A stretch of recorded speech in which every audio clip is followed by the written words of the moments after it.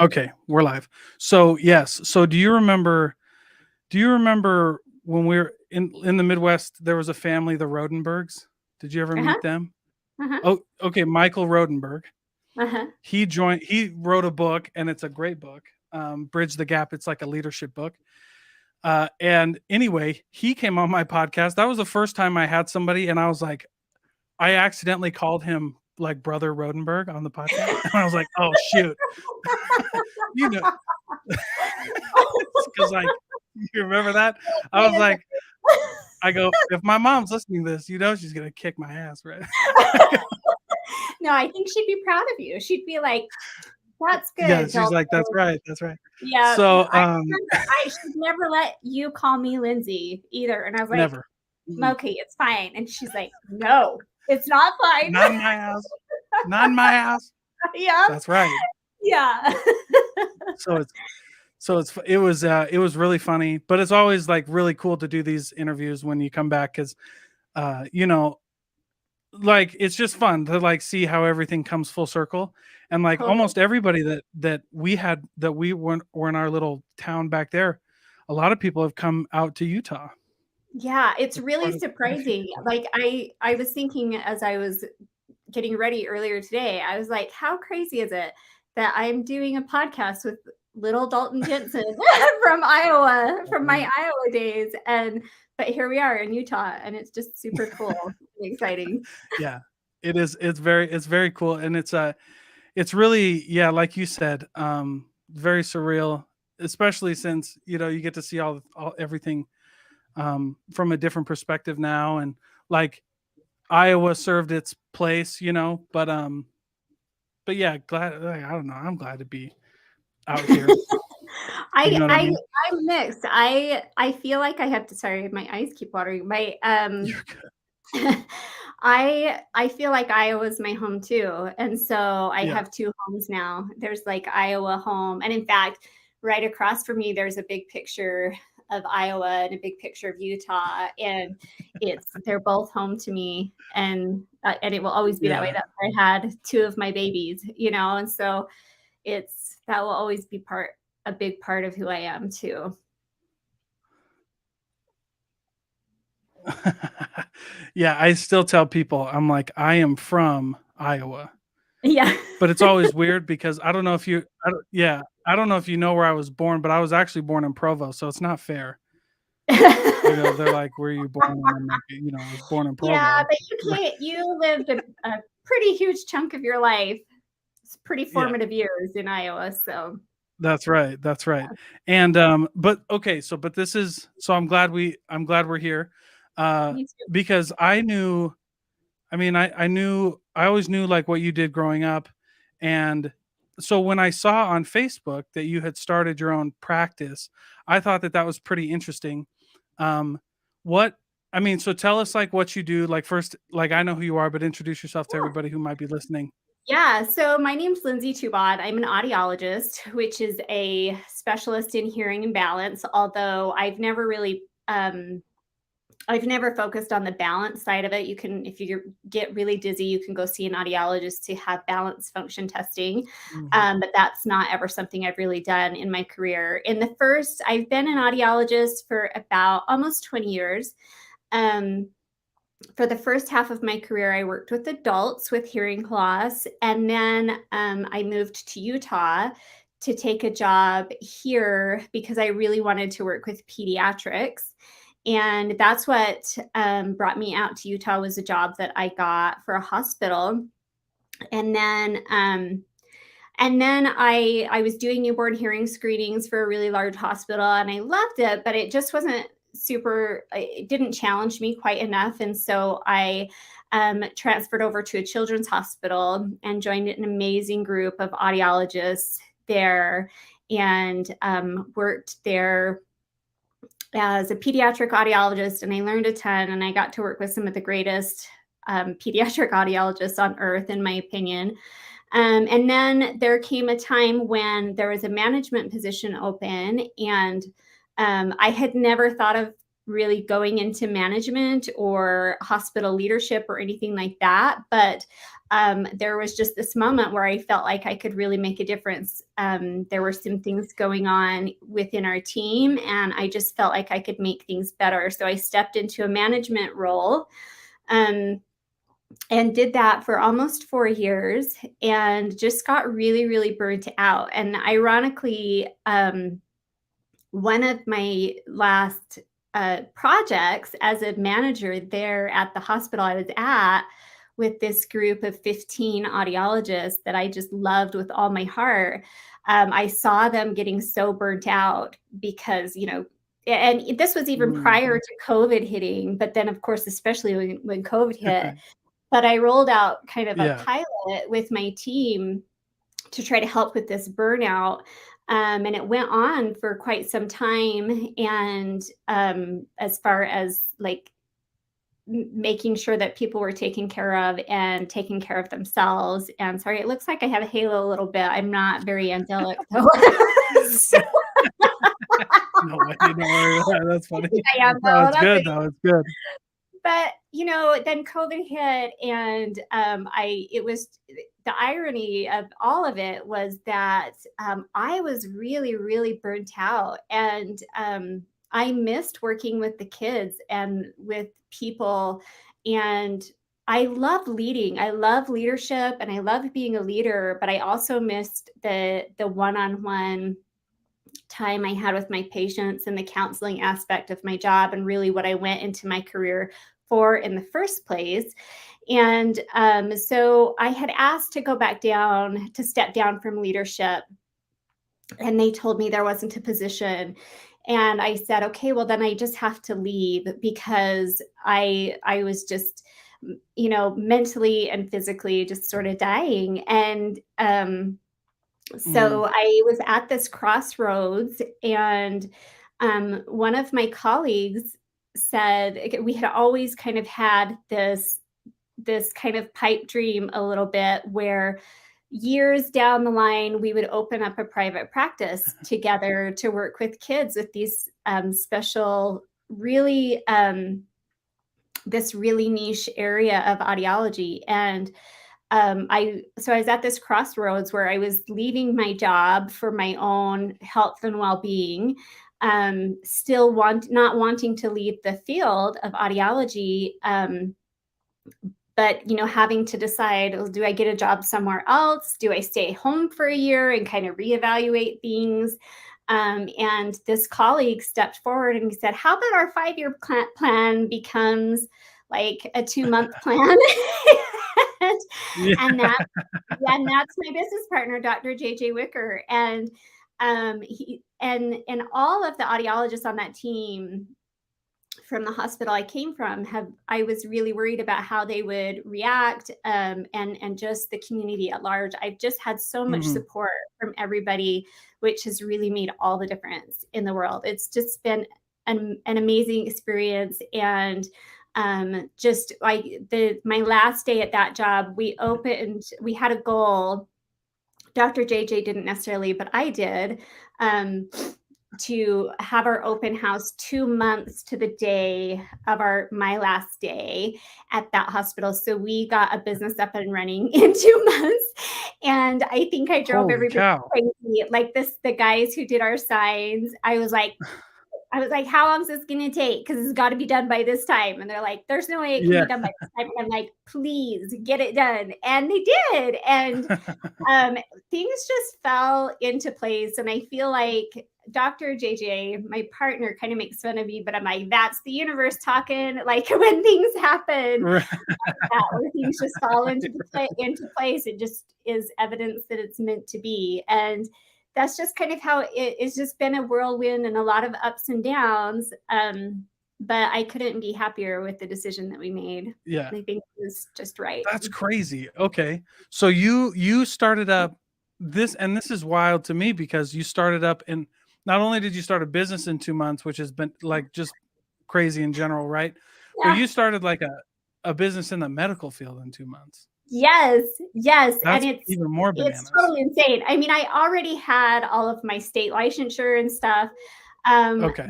So it wasn't, but still. And the funny thing is, one day I was driving to work, and I saw, as I was driving to work prior to, being done, I saw this space for rent, and I'm like, oh, I don't know, because I still wasn't sold on the idea. I was like, Yeah. maybe JJ's being, maybe he's being too much of a dreamer, which is weird for me because I'm a really big dreamer. And but I saw this space and I was like, that might be a good place for an audiology clinic. And I called the realtor, and he said, oh, that place is already taken. It's under contract. And he's like, I have another place you might be interested in Logan, or not Logan, in Layton.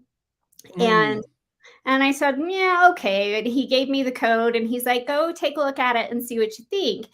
And so I called JJ, and we were going to meet there, my husband and I and his wife, and his kid. Anyway, we all met there, and we walked in, and it looked like, it was so bizarre, but it looked like it looked like this place had just been like the IRS was coming for them or something, because they just left everything there. It was just this huge mess. It was stinky, but it was an Whoa. audiology clinic prior, and there Ooh. was all this audiology stuff. And the thing that's really tricky about opening up any medical practice, and a lot of private practices, is the expense of equipment.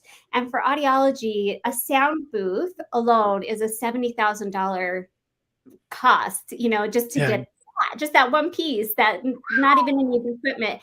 And I looked at JJ and I said, if there's a sound booth back there, this is a sign. This is where it's going to be. And we ran back there, and there was a sound booth, which is the quiet booth where you test hearing. And we started jumping up and down like little 6-year-old girls. Like, Wow. we were like screaming, and our spouses were like, tone it down. But we were like, this is just meant to be.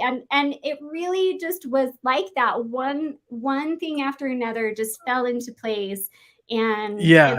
it was so much fun. We totally, we had it kind of built out. We had a contractor in to renovate the space and make it as kid friendly as we could, and as fun and Yeah. non-clinical like as possible, because JJ and I are both fun people, and we know the last thing we want is some cold clinical space for a kid to come in where they're not going to feel safe and it's not going to be fun. We want it to be fun. It Yeah. has to be fun. So, Yeah. yeah.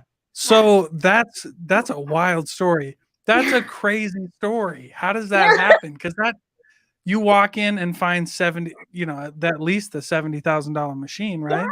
Yeah. Or I mean, more? it was And they just just like left it there? it was so bizarre. Well, the thing about a sound booth is it's extremely difficult to move. And I think, and what happened, Oh, I mean, we found this out later. What happened was the man retired and basically just took the most expensive equipment. A sound booth's not easy to move, and so mm, he could have sold it, but I think he was just in a hurry to retire and move on with his life. But there was so much stuff wow. still in there. There was a lot of cleanup that we had to do, but the whole time I was there, and JJ was still working up until kind of Yeah. like the last minute until we opened. And it was really fun to excuse me, just take this place and just transform it and make it our own and use what was there that we didn't have to purchase. There wasn't a lot of we still had to purchase quite a bit of equipment to get Sure. going, which we knew we would. But we were just really thankful and just Wow. felt so lucky, and just again just felt like it was meant to be, because things just kept falling Yeah. into place. Yeah, that's crazy. What goes through my mind when I hear about that? Because I'm like, I like to go down, I have like ADHD, and you know me, right? Me too. I do, yes. We're the same And way. Yeah. yeah, because so when that goes through my head, I'm like, why didn't that guy just sell his whole practice? Can you It do is that in an in the medical Yes, field? it is a thing. And and I think that Okay. he sold so especially in medical private practices, a lot of people do that. But technically, Okay. but a lot of times, and I think what he did, because we had some people come in and that were his patients, and they were like, I mean, there's pictures of kids on that. We have all these window perfs outside of our building that are kids. It's very obviously a pediatric clinic.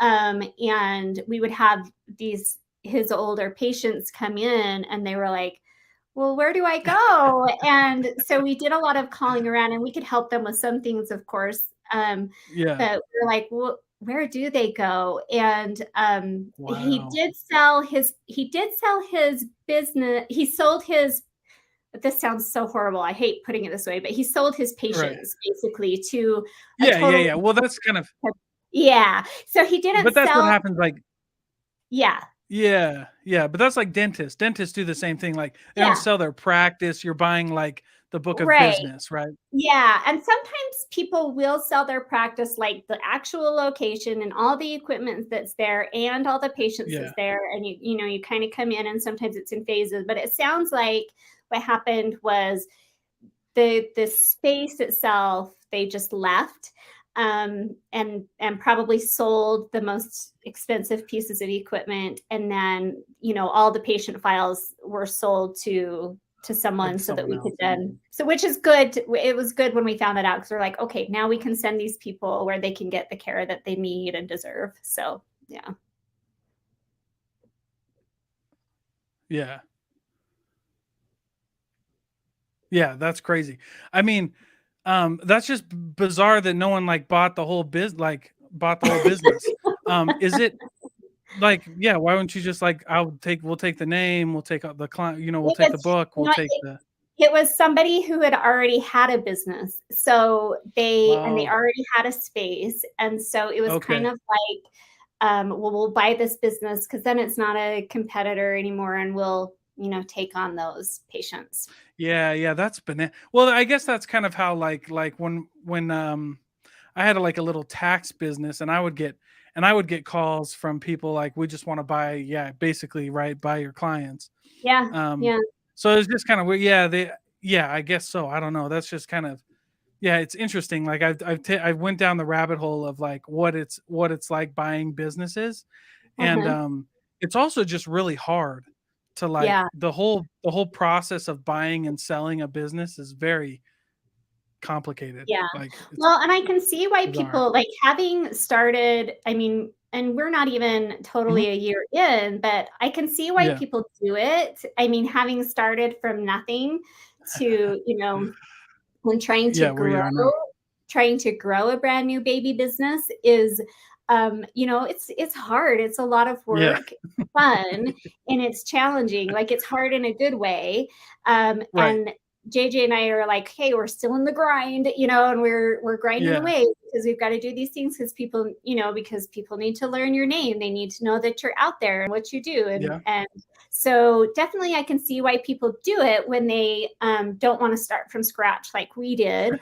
But we didn't have a choice. We just did what we did. Yeah. Well, Just but let me ran with ask you this. Hindsight's always 2020. All right. I understand. But if you would Yeah. have known that you could have stepped in and bought this business, is that something you think you would have done? No, absolutely not, and I'll tell you Okay. why. First of Okay. all, it was an adult private practice, That's right. and That's fair. JJ and I, um, JJ. So I've worked with both adults and with children, and I still do. I still Yeah. work with adults and children with certain types of things that they're dealing with. Um, Mhm.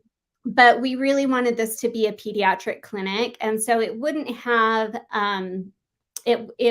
benefited us really in Yeah. any way. We knew that going in, that this is really how we needed to do it. And we had some people say, it will never work. You'll never be able to make this work. Whoa. And we were like, watch us. That's how So, JJ and I okay. are. Really Yeah. though? Like people really were like, you're never gonna make this, like, you can't make this work? Yeah, so we've had a lot of people, you know, and it is hard. There are a lot of components that go into, you know, credentialing with insurance, and insurance Yeah. companies, they don't care about private practice peons. Like No. they very Yeah. much, I mean, they're hard. Even in when I was working at the hospital, becoming paneled with an insurance company is a really long process. But what we found is that as we've tried to become credentialed with different insurance companies or on their panel so that we could accept certain insurances, they're just Yeah. like, we don't need you. And that's really a disservice to families, that it's so hard for Yeah. people, That's especially tough. people with these specialties. So JJ's specialty is auditory processing disorder, and there's very few people that specialize in both the diagnosis and treatment of that. And my specialty is in tinnitus, or ringing in the ears, and Yeah. I sound have it. sensitivities. Yeah, so sound sensitivities, like hyperacusis, which just means that you're really scared to sound. It doesn't surprise me that you have stuff like this, Dalton, if you have ADHD, because Yeah. that is like, we see a ton of kids that have ADHD. Yeah. But I'm more, so JJ's kind of the sounds that we want to hear but can't quite understand, and I'm the person who specializes in sounds that we don't want to hear or that are hurting us. Yeah. So we still offer services for hearing loss, which is what an audiologist Mhm. does. But the one thing that both of us saw as a huge gap in care for children who have hearing related issues, were this sound sensitivity and auditory processing. And JJ did start seeing patients at our previous job with some of those, but you know, then he came here. But as far as sound sensitivities and tinnitus, when a child would come into the clinic, and Mm. you know, we'd work with the ENTs, and it was like, well, the hearing's normal, you know, normal. So Yeah. sorry, there's not much we could do. And that always just felt Oh wrong. And man. like, there needs to be somebody that specializes in this, somebody that sees this and helps treat this. And so we, you know, that was kind of the impetus for it. You know, our business model is very much about Mhm. being transparent. Like, sometimes there's not a lot of transparency in medicine, and even in audiology, you know, when you're Yeah. talking Yeah. about hearing aid prices and the cost of your services. And so that was something right from the beginning. JJ and I both were very passionate about offering services that were accessible, that people could get timely access to care, and then also know right from the beginning, this is how much it's going to cost. Insurance companies suck. They do suck. They do. And It's honestly, crazy. it's horrible. And I've learned, even in this process, I've learned so much, how much, like, even if you have insurance, I think there's this false sense of financial security that if you have Mm. insurance, your like any type of medical procedure is going to be paid for. And it's just not true. And I actually Right. learned that lesson after I left my job, and I didn't have insurance for this short gap of time. And I went in to see a provider that I see every 6 months. And, you know, my bill for him every 6 months after it went through insurance was $160. So that was my portion of it. And then when I had my appointment with him, I said, okay, I have to pay today for it. I'm just paying out of pocket. And they're like, okay, it's Yeah. $100. And I'm like, wait a second, it's Yeah. $100 if I just pay outright. And they were like, yeah. And Yeah. so I was like, It's this is bananas. so messed up. And and so Yeah. when we were setting up our prices, we were like, okay, we're not going to mark up hearing aids because we're not a hearing aid business. We're a service business. And so we don't mark up our hearing aids. When people need a hearing aid, they get them at cost, and then they pay us for the service that we're offering them, you know, the fitting them and things like that. But we always offer, you know, it's a certain amount if we have to bill insurance, because we need that in order to keep our doors open and to Right. Right. be able to spend the time it takes to bill insurance. And then Yeah. we have an out-of-pocket discount. And sometimes we look at what someone's insurance covers and we're like, it will be cheaper for you to pay out of pocket. And that's really hard for people to understand. And sometimes they've been like, I still want it to go through my insurance. And we're like, okay, that's Yeah, fine. yeah, yeah, yeah, yeah. Hey, Because say less, man. Yeah. it's a misconception about insurance. It just doesn't work the way it should, unfortunately. Oh yeah, no, our insurance system is crazy. Yeah. Like, I don't know. I mean, I read a book. So there was this period of time where like we were going through a bunch of like health, like health reform and things like that, right in the country. And I was like, well, I want to learn more about it, so I'm going to pick up a couple books and just read. And it was bananas. Like I read a book called like, oh, what is it called? The Price We Pay.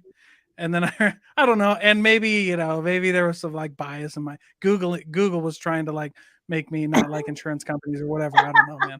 But like but like I read like The Price We Pay, and then I read a book called Never Pay the First Bill, and then I read another book called, funny enough, the title of the book is called Grifftopia, Uh-huh. about like insurance companies, because Yeah. like like because I always wondered like, why is Blue Cross Blue Shield of Utah different than Blue Cross Blue Shield of Iowa? Right. Right? Yes. And it's because Yes. if they franchise it and it's in a different state, like they're not bound by interstate commerce laws, and now they can Yeah. do things like this, right? And I'm like, Yeah. And it's what the really, heck yeah, is going on? it's super challenging to try to explain this to families and Yeah, especially because we're just as frustrated about it as anybody. as I anybody mean, else, I'm sure. Yeah. we have patients coming from Nevada, we have patients coming from Wyoming, from Montana. Like we have patients coming seeking services for these things. And it's really hard even to like understand like all of the nuances and Hmm. um yeah, it's very complex. I learned that early Right. on too when I moved from Iowa to Utah and needed a procedure, and had Blue Cross Blue Shield of Iowa, where that was accepted everywhere in Iowa. We could go anywhere. Like Yeah, there was no anywhere. one that was like, we don't accept that. And so I came here and I needed a procedure done kind of on an emergency basis. And I Yeah. went to a hospital and they're like, we don't accept your insurance. And I was like, what do you mean you don't accept my insurance? You're Yeah, like you're the like, biggest what hospital in Utah. And the so I ended up having to go somewhere else. And so yeah, it's dang. very interesting. I hate It's insurance. crazy. I probably Everybody. probably say that as I'm trying to get paneled with certain insurances, but it's not like what people think it is. I think it's Well, and really deceiving. no, I know. My wife was a virtual assistant for a mental health therapist, Oh, mhm. and she helped with billing, and it was a Mhm. nightmare. I mean, Yeah, like getting the right codes it and is. yeah.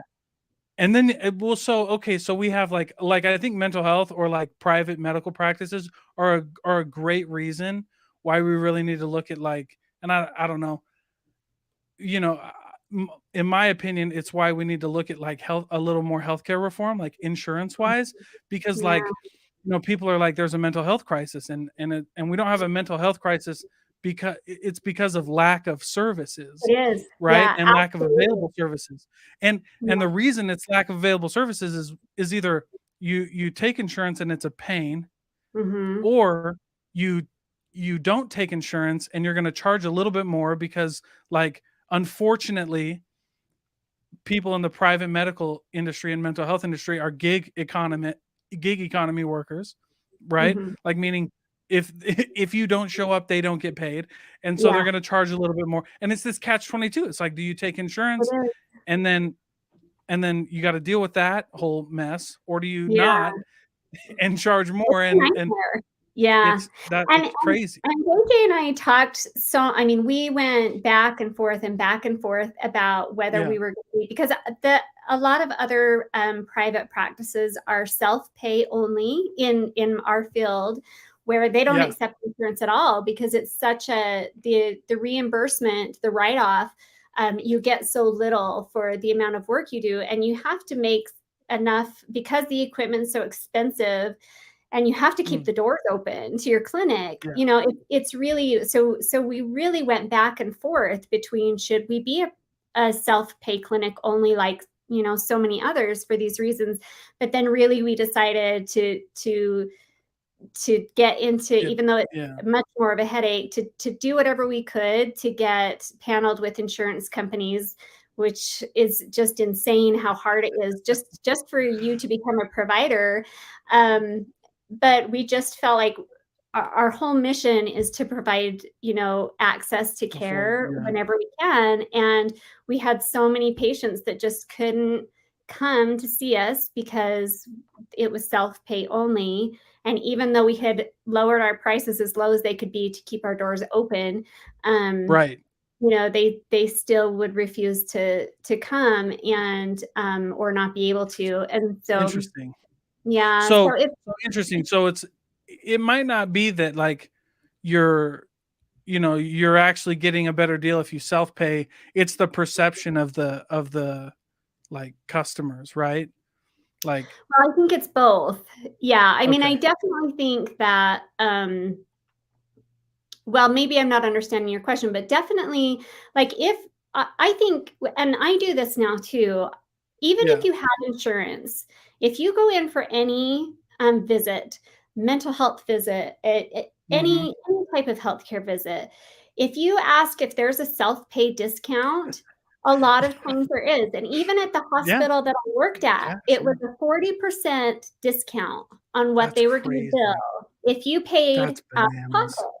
And so and that's about what it is for us too. So we bill insurance. That doesn't mean that's what we'll get. We do have to write stuff off. But Of course. but for the family, if you have a gigantic deductible, which a lot of people do because health insurance is so expensive right now, then you're going to end up paying for everything anyway. Anyway. Yep.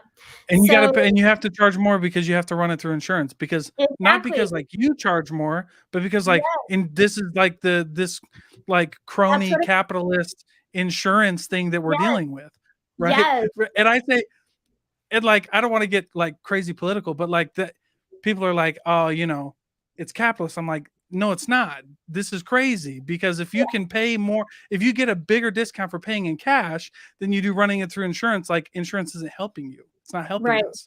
It's and not. the book I read, The Price We Pay, they did it, and it was funny because like me, like I used to sell cars, and they compared like this thing, like negotiating a hospital bill, to like a used car, and I'm like, this is crazy. You can't do that. And it's so bizarre, and it's just this world that you don't realize is that that's the way it is until you're like in it, but like, honestly, like I now but it is just crazy. It's like I pay, you pay how much a month, if you really look at it, how much are you paying a month for insurance? And then how much are you really getting out of that insurance? And we have to have it. It's not, I'm not like advocating not having insurance by any means, but sure. Well, I do think that, and it definitely has its place when you have a chronic illness or if you need a procedure. But for certain things, so many times, if you choose not to use your insurance, even if you have it and pay out of pocket, you'll end up paying less unless you're wanting it to go to your deductible. Anyway, this is like a whole No, that's crazy. No. But it's something that's that people got to realize, and I like having a diverse like spectrum of guests on the podcast, because if somebody's gonna run into this, and it's fun, and it's fun to just like know. But like if we're gonna talk about your business more, which I love, had you or JJ ever been exposed to owning your own business, or like this entrepreneurial venture kind of thing? So that's a great question. No. Well, I have never owned my own business, but I've worked in Iowa, I worked for a private practice. So we were the only two audiologists that covered four different locations. And so I learned a lot about private practice through him. watching how he did things, both things I liked and things that I didn't like. And I'm really Yeah. thankful for that experience because I really did learn a lot about that. Yeah. JJ, I call him Dr. JJ because he has 2 doctorates. One of them is obviously in audiology, and the other one is a Yeah. PhD in disability. I think it's disability disciplines. I can't remember the exact name, but what's great about him is he understands the law around disability rights, and he's a very big advocate for any type of disability. So he's really great at helping parents kind of cope with like how to get the needs that your child or to get what your child needs at school and things like that. But he has a lot of research background. That I don't have because he has his PhD. And then his first job out of school was at this hospital that we left. And so he didn't have any business background. And the funny thing is, I think the biggest thing that we've learned, we've learned so much. It's just been a whirlwind. But like when I was in private, or when I worked for someone in private practice, the way we marketed was completely different than how things work now. And it was only 10 years ago, but I would write little things up for the newspaper, and we would send out mailers, and we would, Well, to be fair though, I know, it's still out there. I know it's still there. Well, and you were in Iowa, where like there was nobody had like mailers. Mailers were that's how you got almost stuff around. Buggy, It's not like a lot of farmers are checking Instagram, but now so it was like learning this whole new way of marketing on a budget, because of course once we get bigger, we can look at these bigger things like radio and stuff like that. But right now, no, don't go to radio.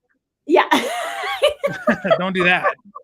Even the radio people that came to talk to us, it was really interesting. JJ, where I am not so good, JJ just excels, and kind of vice versa, which makes us great business partners. But one day I came to work, he said, okay, I've scheduled 5, no, it was more than that. I think it was like 6. I scheduled 6 interviews with marketers, and I'm like, JJ, we can't afford that. And he's like, well, let's see what they had to say. And I was like, this sucks. I don't want to do this. And we were 3 months into our business, and but we hadn't really done very much marketing, and we didn't know very much about marketing. And just meeting with those people gave us so much insight into the marketing world. And and we still have so much to learn. Like so we're just taking it at a time and learning what we can as it comes. And it's so funny. This always happens to me when I have a podcast, because I just talk. That's what I do. So like, I sell, like my 9 to 5 is like we sell stuff. And then my side gigs are like the podcast, and I help people, like I coach people through like their sales processes and marketing and stuff like that. And like train people. Like I hate the word coach because it's like turned into this MLM thing now, and it really bugs. It really bugs the crap out of me. Like, because you say coach and people are like, oh, like a life coach, and I'm like, that doesn't count. That's not real. Like, and by the way, I have like really good friends who are like life coaches, but they know how I feel, and we talk to each other, and we roast each other, so we're fine. It's all good. They're a life coach, and I'm fat, so whatever. We can. I'm just kidding. I'm kidding. No, it's fine. We joke, but like it's crazy. But yes, when you're talking to people, like I was just having a conversation last night, and I was like, look, you have really good stuff. You got dope music, but nobody knows who you are, and that's the only thing that you're fighting right now. Because some people like they get in the business and they're like, oh, everybody like, and I talk to like mental health people too, or like in the private practice. And they're like, everybody needs hearing. And I'm like, for sure. But there's a reason why Intermountain Healthcare pays hundreds of thousands of dollars to blast their name all over I-15. And that's because, you know what I mean? Or the U of U. You see, U of U's you've used billboards like less ER waiting time. Like, does it Yep. really matter how long it takes to get the ER? Right. But But it people know does. they're there. Yeah, but people know they're there. Exactly. Yeah, that's And right. that's really been it. Like, we're definitely in just like getting visible mode still, and just letting, and Yeah. it's getting, and each month gets better and better. And, and we anticipate that that will continue. And we are, you bring Yeah. up coaching. We are planning on rolling out a coaching program kind of in a different way that's Cool. been done before. But there are so many people in the United States and worldwide, but especially in the United States, that don't have access to specialists in these areas. So we're actually going to be rolling out sort of a coaching program where we won't Mhm. be able to do any diagnostic services, but we'll be able to offer services as far as like being a tinnitus coach, a sound Oh, sensitivity yeah. coach, because then it allows us to, because I can't practice as an audiologist in other states unless I'm licensed in each individual Yeah. state. Yep. But I can be a coach, and That's I get right. yeah, and I get what you mean about the word coach, because Yeah. as soon as as soon as you hear the word coach, I think it's people kind of cringe a little bit, or they're like, ugh. Yeah, And they're like, that's, "Ooh." yeah, but it's the thing Yeah. is the world is changing, and that's what we need is, and I like to think of it more of like Mhm. mentors, and Yeah, like somebody, a mentor, yeah. yeah, somebody that can be like, okay, show me, like in my case, like, okay, show me your audiogram that you got, and probably what they were told was, okay, this is, even though it's hard, nothing you can do, like no cure, sorry, deal with it, Sure. whatever. Because Sure. so many of our patients get told that, it drives us absolutely bonkers. Um, Right. Yeah. but so we are going planning on rolling out programs that people can buy so that they can, do stuff at home if they have a child that is difficult to bring into a clinic, or they live in a remote area. Mhm. So they can do sort of an Yeah. online platform type of a rehabilitation, That's great. or Yeah. kind of a one-on-one mentorship slash coaching thing. So that's something that we Right. kind of have in the works for the future. We're really excited about, so we can reach more people that way as well. No, that's great. And yeah, I've said this before on my podcast, like going all the way back. Like today I released 186, the 186th episode or whatever, right? But like I've said this for a long time, and that is like I don't have anything against coaches. It's just like, well, it's just okay. I compare it to like the MLM stuff, right? Because like, somebody would come up and be like, I'm a business owner. And I'm like, no, you're not. You're a 1099 salesperson. You know what I'm saying? Like, I know what you're doing because I just got that in the mail. And, Yeah.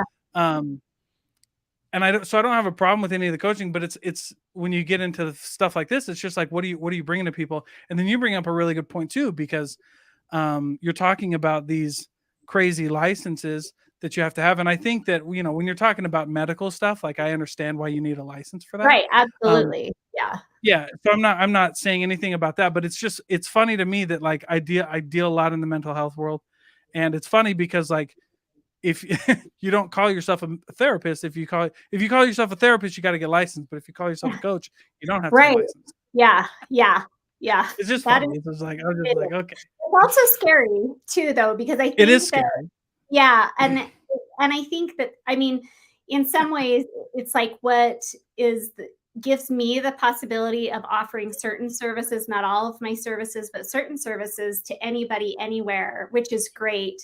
But that Mhm. also means that it could also allow somebody who doesn't know jack shit about anything, to offer But to it's say that true. they're offering those same services.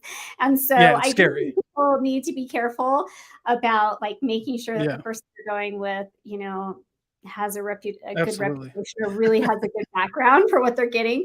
Yeah, It'll be interesting to absolutely. see what kind of happens in this sort of coaching world, and if it becomes more. Yeah, it's just funky. Like I like resisted a long time. I just had a bunch of people who told me I should go into that. But like I don't really say like none of my branding when you look at like some of the stuff I offer set has coach in it at all. It's like Yeah. sales trainer. It's like I Right. teach you sales. Like I'm a Which is that teacher. exactly, and really at the heart of it, that's exactly what I want. I want to be a Yeah. trainer, a teacher, somebody who helps people understand what's going Yeah. on and what they can do, and then, give them, okay, this is your Yeah. assignment for the week. Do this because doing this will help, and then you'll get to this next level, and then you can do Yeah. this.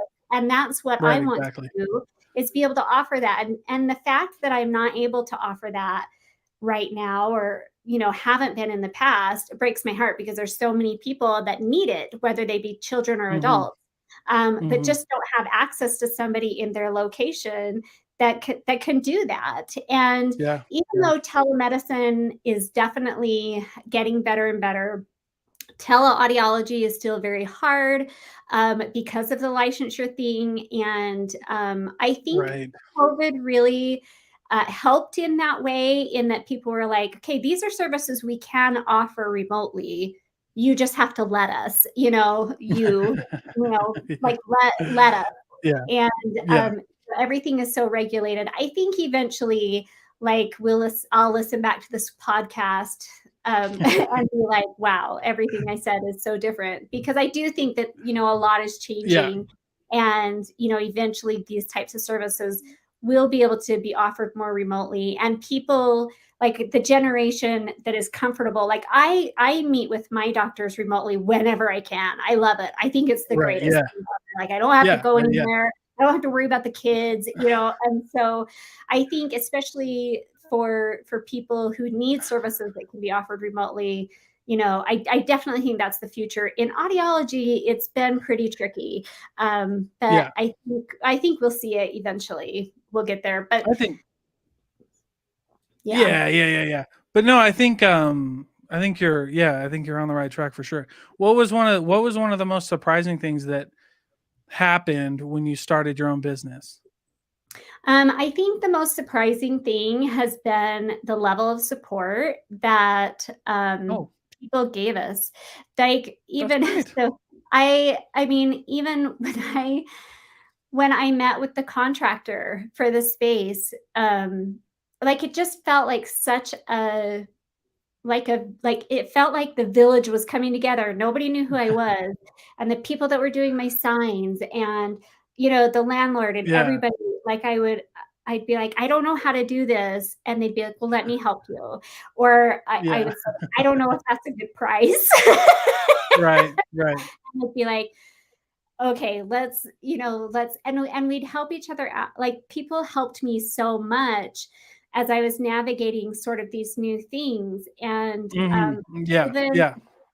even people, like, when we met with all these marketers, they were like, you're not in a position right now in your business to hire like iHeartMedia and stuff like this. And they're like, but here's what we Sure. recommend you do, and still, like, we have these relationships with people. And it really surprised me, because, like, you think about starting a business, and you think, like, dog eat dog world, like, everyone's out to get you.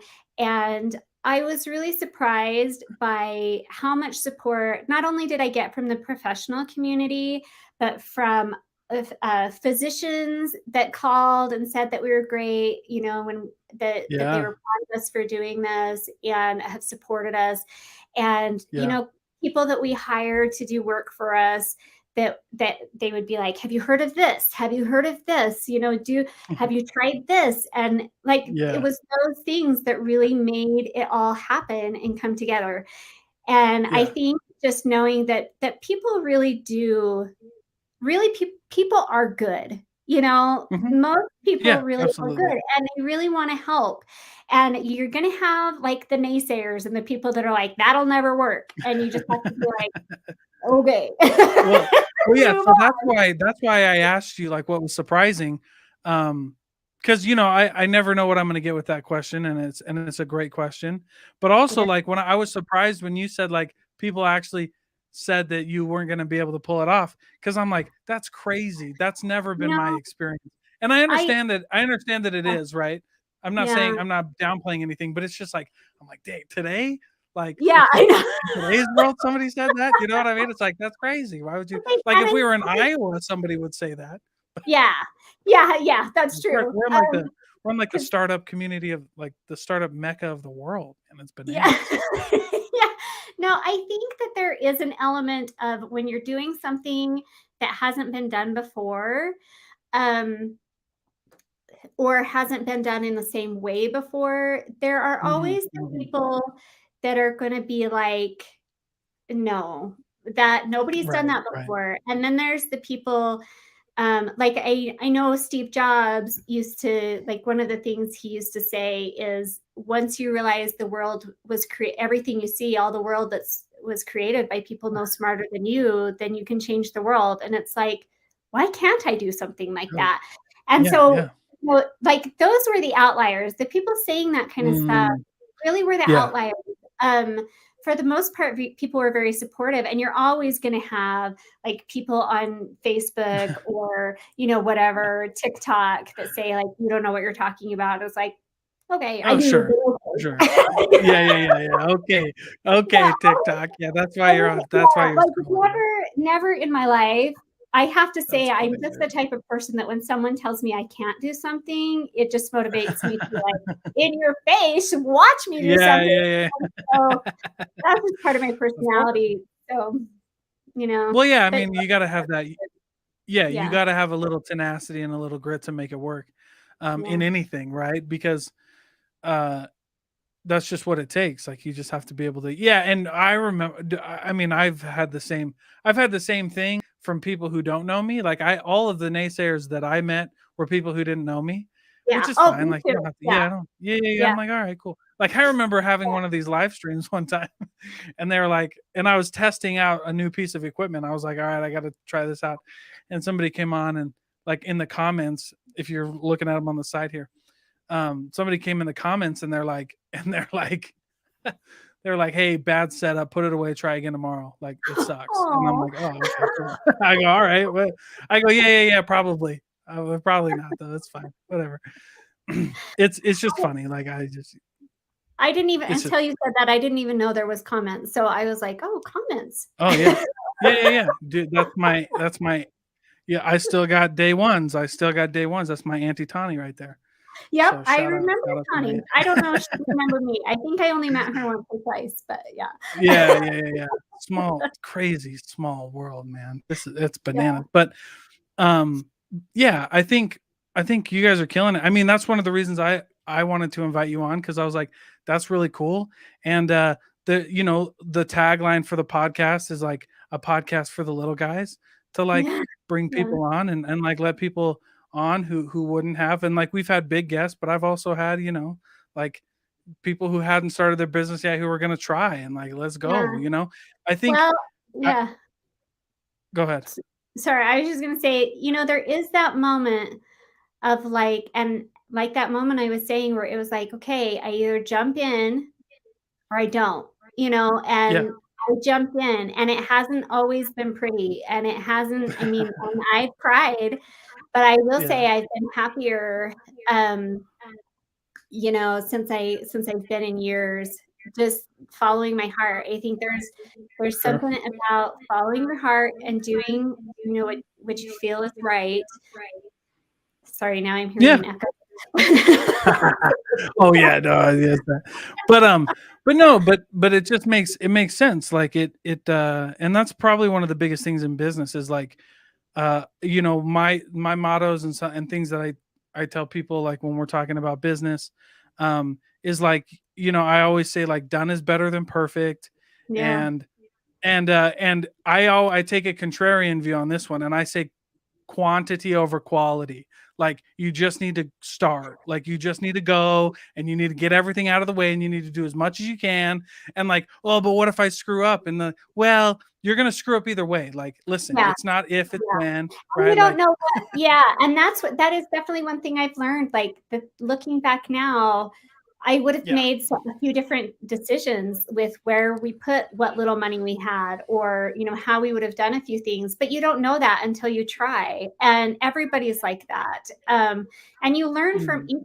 each thing. I mean, we'll continue to make mistakes, and then we'll readjust, and we've had things happen, and then we pivot, and I think that's the exciting thing. and the hard thing too. It's like both the good and the bad, Yeah. but then also giving yourself the grace to be like, it's okay if I mess up. It's okay if like there's a Yeah. spelling error in one of my posts, or like we're all just human, and if somebody wants to tell me I don't know what I'm talking about, okay, go ahead. And if I, spend money on something that ends up being crap, and then I've learned my lesson and I won't do that again. And so giving ourselves the grace to fall and then just get back up better. Yeah. I mean, I think we're now getting into like the space where we're starting to understand that more, and we're starting to realize that, like, I take an extreme perspective on this. Like, I just feel like failure isn't real, because Mhm. like I it's agree. just like we label it as failure. Like, that's a label that we put on it, that probably didn't need to be on there in the first place. Like, I don't know, or setbacks or things like that. It's like, I don't know if it was, because if I wouldn't have done that, I wouldn't have been able to do this, and it's like, Right. whatever, call it Exactly. whatever you want. We're just gonna keep going, because that's just what you have to do, And yeah, Yeah. one of my favorite. Oh, go ahead. Oh, I was just gonna say, it seems like when I look back on my life, now that I'm old, the things that at the moment felt like failures to me were the things that really did lead me to things that I would have missed out on, had I Right. not been in that place. And it does seem like a cliche that people say, and in the moment it's so hard because you're like, I feel like the biggest loser. Right. But it's so much better looking back and thinking I shouldn't have been so hard on myself during those times, because that's how I learned this new thing. This is how I got to this new place, and Yeah. how much more beautiful life is from this Yeah. perspective. Absolutely. No, and it's absolutely accurate, because you just, yeah, and the people who usually the people who talk crap, like, I've never, and this is my experience, like, I've never had somebody give me uh flack who's better than me. Like, I've never had somebody who's Yeah, better than that's me, important. like, Yeah, like, go like, oh, you're never gonna make it. Like, never, ever. It's always somebody who, like, isn't doing what I'm doing and yeah, doesn't want to do what I'm doing, that gives me just flack. not in the And arena. one of my Yeah, yeah. But everybody who's better than me, everybody who I bring on here who's always better than me, they always encourage me. yeah, yeah. Well, that's what Um, good people one do. of my favorite examples. Yeah. And one of my favorite examples of this is, there was a New York Times bestseller. He wrote a book, was on the bestseller list for like 15 years, and the only bad reviews were that he had like a spelling error on every page, and like grammar, like he didn't give it to an editor before he wrote it, and he was like, they're like, all these words are spelled wrong, grammar's wrong. He's like, yeah, but it's a number one bestseller, like it's Yeah. a bestseller. So I'm like, I don't know what So, you're talking. wow. And everybody who like loved the book and had bestsellers, like they all loved it. They were like, this is exactly what. And it's just like, dude, it doesn't, that's my thing. People It miss just the doesn't forest matter. for the trees. Yeah, yeah. You missed the point. That's Yeah. cool. That's right. All right. All right. Well, before we go, like, you've been more than generous with your time. I really appreciate you coming on and taking the time. Um, Tell us where everybody can find you, where they can go to be involved, and share your posts and things like that, or Oh, like, I don't know, come to the clinic if they need to. yeah. Well, if anybody needs to come to the clinic or call into the clinic, you can go to our website. It's very interactive. It's www.littleheroeshearingclinic.com. We're on basically all of the social platforms, the major Okay. ones. Yeah. Little Heroes Hearing is our Instagram account, and that is the one that we're most active on, and Facebook, mostly because that's what we're most familiar with right now. We've attempted to do TikTok. It's gone Well, great. TikTok's the Wild West right now. There's no algorithm. There's no rules. Pretty much, for the most part, there's no rules. Yeah, So it's we wild. That's a we might wild get game. we might get there someday, but we have So, we do put YouTube videos out okay. for people who have children with hearing loss, or any type of hearing difference. We put out YouTube short little 10-minute YouTube videos that don't take up a lot of your time, where we try to give you some useful information. But Facebook and Instagram is a great place to reach us. And we're pretty active there and try to post as often as possible. And, you can message us, you can email us. We're very open about, we're very transparent about everything. Both JJ and we're talkers. I'm sorry, I've kept you. But we wear our hearts on our sleeves, and we just care so much that we want to make the world a better place. So. Well, good for you. Well, I really this was a great interview. And by the way, not one of the shorter ones I haven't even hit. My record is like not even half of this. So. Oh, okay. My record is. My head's going, stop talking, Lindsay. Stop talking, Lindsay. But then my mouth is just like, oh, but what about this? Oh, but what about this? No. It's all good. Well, thank you. Thank you for coming on. I appreciate it. Thank you, Dalton. I really appreciate it. I think what you're doing is great. Thank you.